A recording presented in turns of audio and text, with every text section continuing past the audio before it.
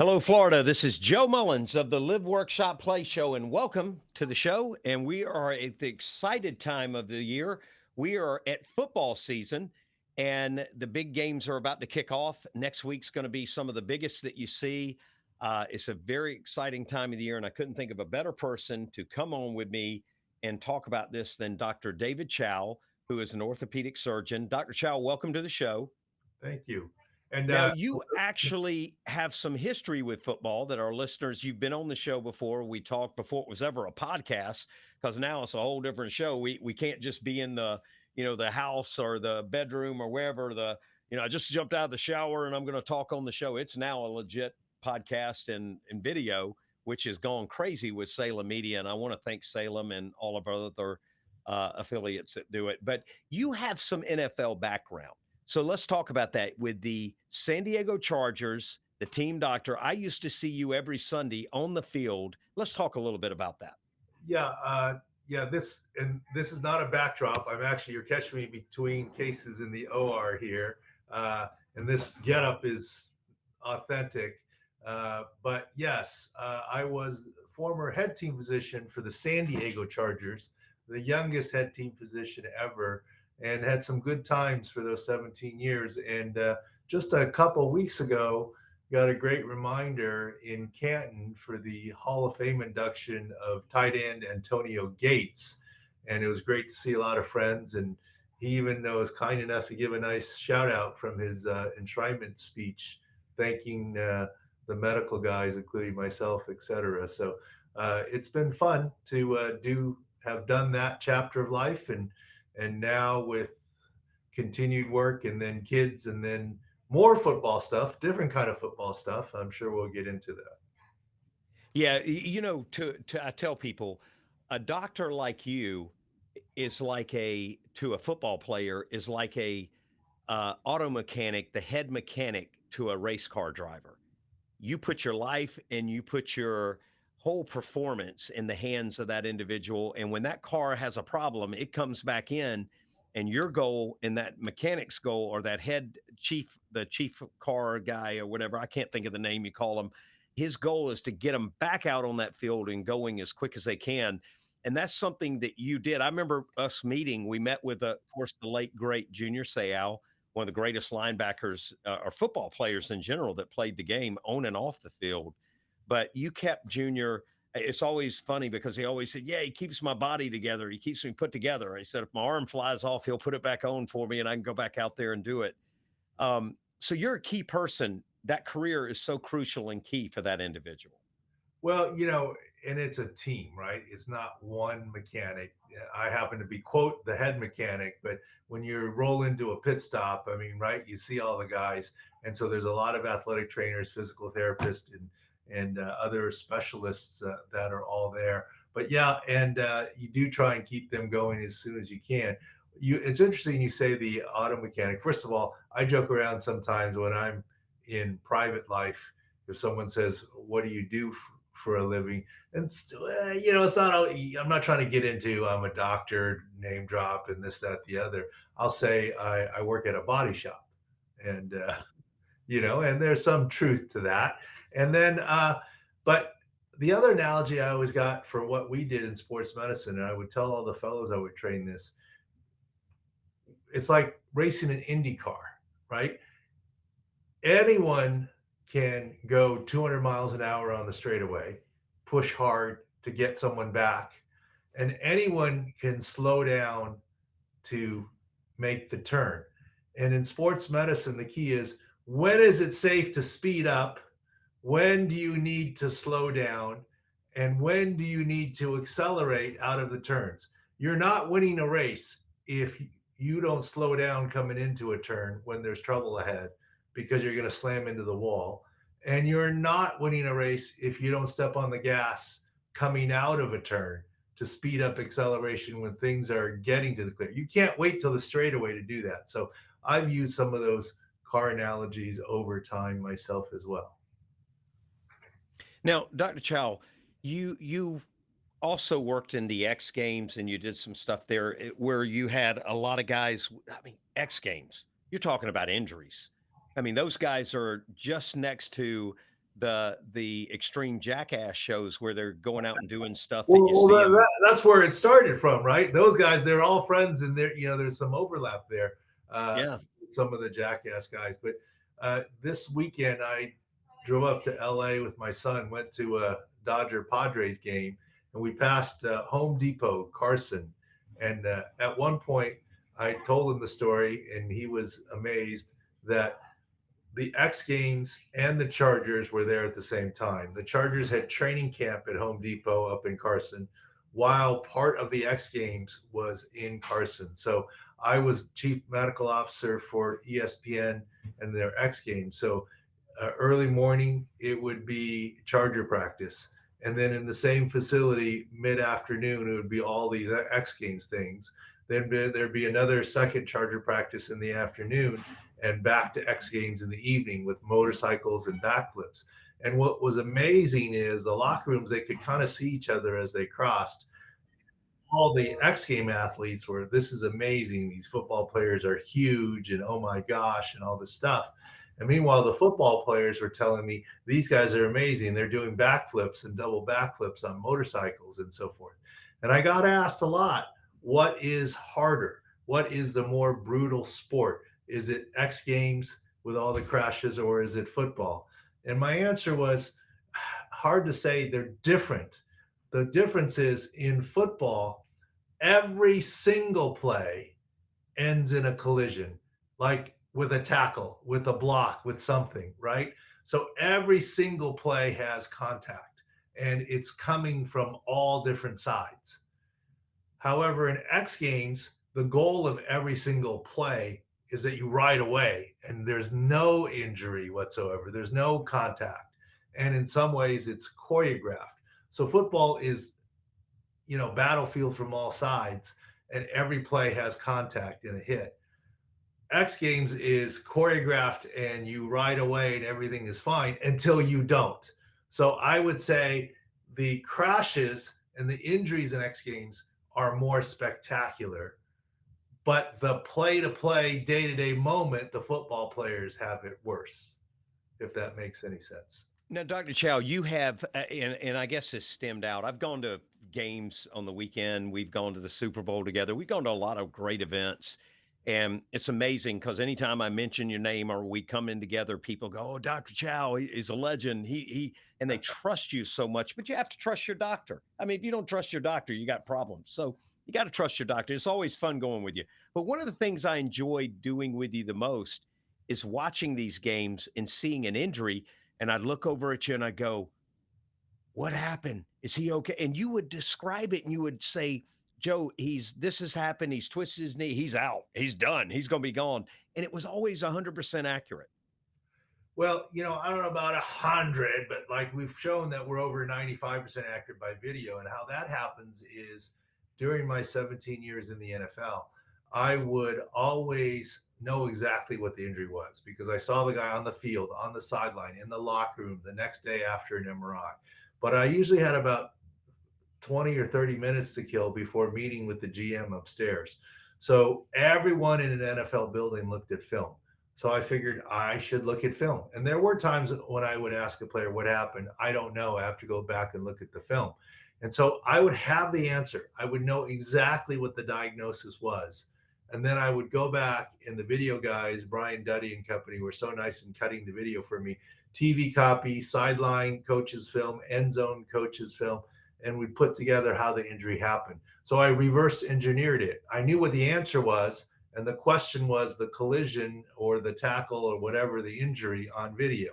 Now I'm with TV and all the different 17 cameras in a game and different angles. The views are pretty good. And so from the video of the injury, I get a pretty good idea of what the diagnosis is. So we're making injury impressions, not diagnosis, because I'm not examining them now. And we've shown we're 95% accurate. And as a result of that, we do injury analysis at Sports Injury Central. And here's the latest thing the guys told me to push and say. Everyone else is Adam Schefter, Ian Rappaport. They're great, but they're doing injury reporting. The team said, the coach said, the agent said.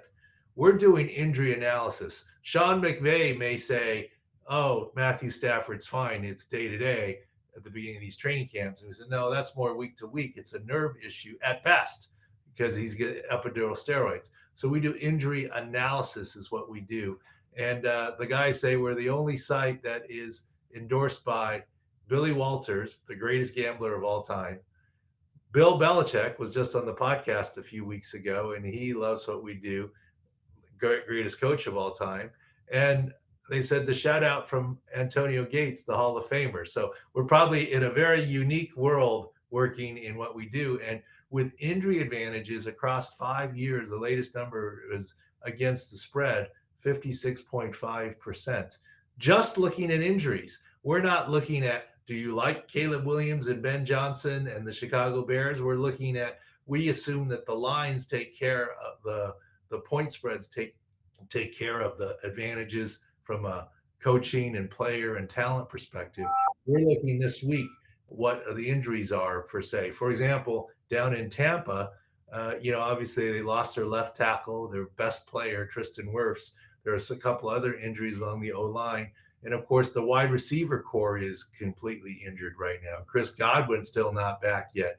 And Jalen McMillan with his neck and issue, and Mike Evans with age. And so we look at that, and we'll look at, for example, the Miami Dolphins, their rush ends and linebackers. Yes, they just signed Matthew Judon, but they still are coming off of injuries, and they've been decimated by injuries, including deep at the DB side of the ball, as well as new offensive linemen. So we give an injury score to each team and then have an algorithm, and it sort of spits out the line should be 4.5 and it's 3, so it makes it a play or what have you. Yeah, that's what I was going to talk about. So, back then when you started in the industry, you saw a lot of injuries that were career ending. With evolution and involvement, you've now there are injuries that like torn hamstring, or not a torn hamstring, a ACL. ACL used to be typical to knock a person out of a career. You now can repair that, put them back on place, and they're playing better than they were before. So we've seen a lot of technology advantage in the medical industry, but you're talking about the television and then watching this. Um, how big are the injuries, and are there? How do you see the ones that were career ending now being nothing more than just a game or two, and now they're back up going? Well, I mean, there's no question. There's no question that where there's been a lot of advances, but there's also been a lot of injuries. And as I always say, I think there's an increase in some of the injuries nowadays because as players are bigger, faster, stronger, the play-to-play collisions have more impact and force. And as you're bigger, one thing that people have talked about a lot is foot or ankle injuries, the Achilles tendon injuries, be it in basketball and football and so forth. But here's the little secret. An NFL player's Achilles tendon isn't necessarily bigger or thicker than mine, right? And so you continue to, using your car engine, race car analogy, putting a more and more horsepower on the same frame, the same suspension, planting a bigger tree in the same size pot. Your foot doesn't get bigger as you train more. Your Achilles doesn't get bigger. Your ACL doesn't get bigger. So there is a balance of technology and rehab and techniques and surgical techniques getting people back. But there's a counterforce, which is bigger, faster, stronger, and more injuries and bigger and worse accidents. So technology is better, but then injuries. So they kind of continue to. You're trying to be ahead of the game of injuries, but it's a struggle because these players are bigger, faster, stronger, no question about it. Now, I got to ask you this too. Back in the day, teams loved to hide injuries. You don't want to talk about a Tom Brady. Certainly, Tom Brady, great quarterback. Tampa, we're live here in Tampa, so we're going to talk about the Bucks. Jacksonville, one of our other affiliates. Of course, Orlando with their other leagues that they have, and then Miami. But all across the country, where we podcast the great teams, when you talk about a great player like Tom Brady or whoever, but Tom Brady with an injured shoulder is a different scenario. Now that's different odds. How do teams feel? about your podcast and your showing, and we're going to talk about that now because you with betting. I love to bet. I'm going to go. God, I got to watch Dr. Chow for a little bit because I don't want to bet on this undefeated team if Tom Brady's injured and Tom Brady's not going to be playing. So it's going to be a different team. How do the teams like your podcast and your show versus because you can't hide the injuries like you could. Well, I'm not sure they love it, to tell you the truth. In Miami, I think it was last year, we had Mike McDaniel being opening a press conference and was asked a question about my thoughts about his cornerback Jalen Ramsey's return from meniscus repair, because I was more dubious than what the team and the player were saying about when he would return. And literally in the press conference, he was asked a question about what I was saying. And here's the funny part. I would have thought he would have said, I don't know. I talked to our team doctors. All I know is what we say. That's what I would have thought he would have said. But instead, he was actually prepped and he knew exactly what the reporter was talking about. The PR guy prepped him, and he said, and he commented on it, and he said, yeah, outside doctors are fine, but we just listen. He acknowledged it. So I think they do hear it. There's no question the PR guys follow what we're saying here. I know that the Eagles follow the Ram. A lot of teams follow it. They may not like it. Injury reporting is not specific. Remember, let's say Tom Brady, all you have to do is shoulder, body part, and questionable. That's all you have to do. Now, for a quarterback, you have to say right shoulder or left shoulder. But any other player, it's just foot. That's it, or knee. That's it. You don't need to say. And questionable means 1% chance of playing, 99% chance of playing, right? It's a wide variation. And even if a player plays how well, and that's kind of what we look at and what we do. I will say the opposite, it's been a surprise. Coaches may not like it, GMs may not like it, teams may not like it. I've been pleasantly surprised for the most part. Jalen Ramsey didn't like it when I talked about it, but for the most part, players do like it because the team is, look, it's coach speak is real. Their job is to hide injuries and not give advantages to the other team. And if I give the real story, look, there's a Mitchell Schwartz once told me at a Super Bowl, right tackle. I went up to him and I said, I know your brother and Jeff, another NFL lineman. And I told him who I was. He goes, I know who you are. And I was like, oh, should I get up from this table and you're gonna hit me? This is at a Super Bowl media session. And he goes, no, I actually appreciate what you said. I said, oh, really? I said, look, the Chiefs knew that my injury was 6-8 weeks in length, but it kept getting put out as day to day. So after week 3, fans are like, why aren't you back? Why aren't you back? But I couldn't say anything as the player. The team was, putting out what they were putting out. I couldn't go in them against them, but I was kind of made to look bad to fans. So I appreciated what you were saying, that this is a 6-8 week injury, et cetera. So there's been some unique experiences off of it.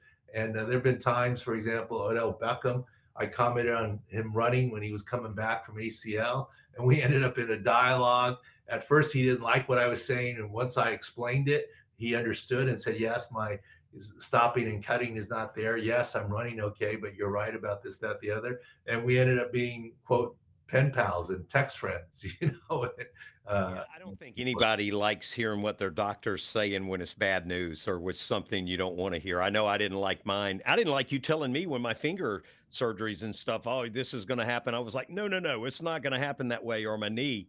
But I did trust you with it and it worked out well. And here I am at 55 and I'm still moving around and mobile. So I like that. What number? What number? Special number. 55. 55, 55, yeah. And you know what's ironic? I was at Hulk Hogan's funeral a few weeks ago, and I saw the old wrestlers, and they're walking around cripple, and they're moving. And I thought to myself, God, if they'd have just had a doctor like you in that industry. Let me tell you about WWE stuff. I used to work a lot with WWE, be a ring physician for them when they came to town, and I know the sport very well. So my background, it's actually really interesting. The 4 things that I've done the most of. Yeah, I've done baseball and basketball, but they're less collision sports. Worked with the Bulls, with the Minnesota Twins, the Cubs, etc. But here's the thing: football, NFL football, right? Rugby, World Cup and Olympics, X Games. We talked about the trauma, and the other one is WWE. Now, here's the thing: it's no secret. It's the action is scripted, but the action is real, Yeah. right? And here's the thing that people don't realize: when you see the TV show, they have dark shows, TV shows, and then the pay-per-views. For the dark shows, and I may get the schedule wrong depending on the TV. If the TV show is on Tuesday, there is a dark show Friday, Saturday, Sunday, and sometimes Monday. They're doing the same routine, double backflip off the top rope and slamming down.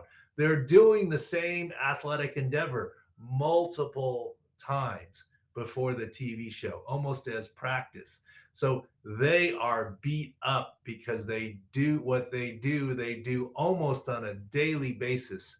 And it's not always in purview of media and public because there are those dark shows that they do that are not televised, and they are real.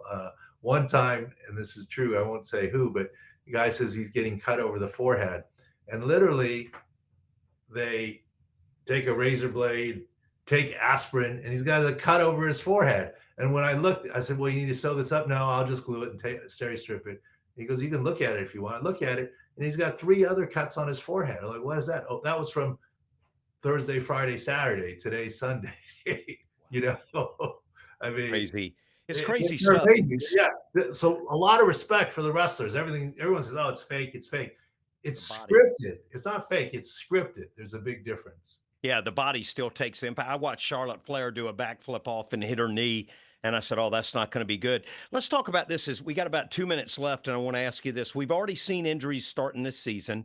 The Atlanta Falcons game I want to go to. I was there. I was watching it, and it was just this whole ambience of, "Oh my God, is this player dead? Is this player hurt?" You could see the camera coming in and convulsing. Immediately, how important is that your role? And did you know that the player wasn't in as much damage as or threat as everybody else was Now, thinking? obviously, I just saw it off video. Actually, I was in Mexico at the time with my wife, but our great staff at Sports Injury Central sends me the video and WhatsApp, and I'm looking at it. And obviously, the game got postponed. It's a preseason game. But as you look at it, what happened there is that unfortunate young man essentially suffered 2 concussions on the same play. If you really look at it and slow it down, it's the runner's knee that hits him. That's the first concussion. And then he flies backwards and hits the back of his head on the turf. And that was the second concussion. And as scary as posturing or seizure or whatever you want to call it is, decerebrate posturing, it is actually not indicative of permanent damage or danger. It was good that they immobilized him. It was good that they took good care of him. It was good that they sent him to the hospital. But I said live on Twitter and X saying, expecting him to be fine. But of course, this is the result of having 2 concussions basically on the same play. Yeah, that's why this is so important. Now, how can people? We got to wrap up here. How can people go to your podcast or your show and see this during the games to know if they need to continue betting, if they need to back off, if they need, or just family members that want to check on the player that was hurt, or just general fans? Well, Twitter, at Pro Football Doc. Whenever there's an injury, often I get comments that, is anyone like me hitting refresh, refresh, refresh on Twitter, waiting for Pro Football Doc to weigh in? Whenever there's a big injury. But the service at Sports Injury Central, sicscore.com, and we literally put out a health score. For example, we already have the health score of the Philadelphia Eagles with some issues on defense in their offensive line against the Dallas Cowboys opening night Thursday, literally scoring their injuries on offense, defense. And we have it broken down this year to run offense versus run defense. For example, if you're trying to decide between 2 running backs, it's important for fantasy. It's important to know the running back's health. But wouldn't it be nice to know what the health is of the offensive line for the running back, as well as the health of the defensive front 7 that they're playing against that week, right? And so we incorporate that, and literally we have a fantasy injury calculator that will take all the fantasy experts' projected points and then adjust that, index that based on the player's health, the O line's health, and the run defense's health. And so sometimes you'll find something that a player that is projected to have 13 fantasy points, but he really is projected to have 18 based on indexing higher based on defensive injuries, or sometimes a healthy player indexing lower because of offensive line injuries. So we have all that at Sports Injury Central, sicscore.com. And so those are the ways. And this year, we have a new show that will be on Sports Grid. We're on VSIN as well.